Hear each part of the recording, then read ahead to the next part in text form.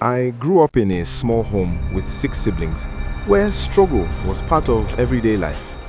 My father tried his best, but he could not provide enough for all of us. I can't provide enough for the family. I'll find my own Very way. early, we learned that survival would be our own responsibility.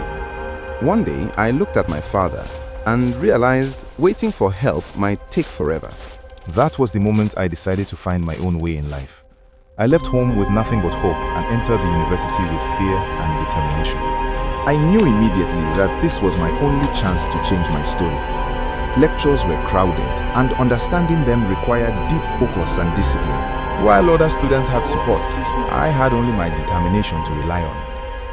After classes, I returned to a small rented room with no comfort, only books. To pay my fees and buy textbooks, I worked on farms under the hot sun. Every day, I told myself I would not quit, no matter how tired I felt. This is temporary. At night, when my body was exhausted, my mind stayed awake studying. Exams came with pressure, and failure was never an option for me. I gave every exam everything I had because my future depended on it. Slowly, students began to notice that I understood what others struggled with. I helped them with assignments, projects, and difficult courses they could not handle. They paid me for my help, and that money kept me in school.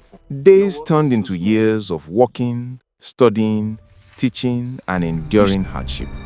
Every single step forward was earned. Nothing was given freely. Final year arrived faster than I expected, and the pressure grew heavier.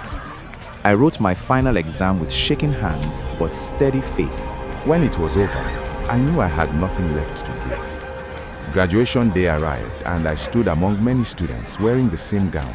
But inside that gown was a very different journey, filled with sacrifice. I had survived university against all odds. What Soon, next?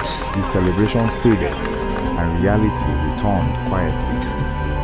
I stood alone, holding my certificate, checking my phone for hope. What next?